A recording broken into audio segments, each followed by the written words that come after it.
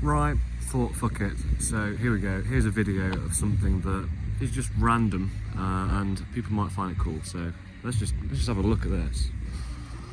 It's a Snatch. It's a Snatch Land Rover from 1993, a Panama series, and it's been converted into a remote control Land Rover. I just followed the procedures here. You just press that button there.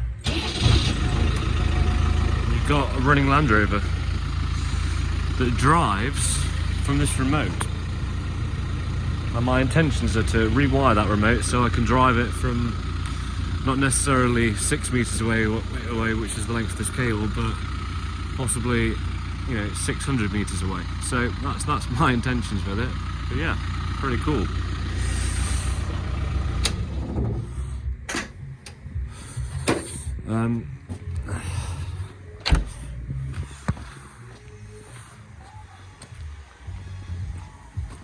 What's in here?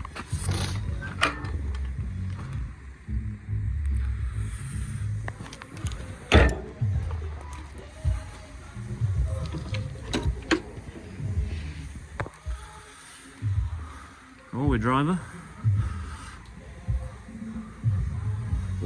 Awesome. Yeah, got one of these. Not sure what to do with it, but it's here.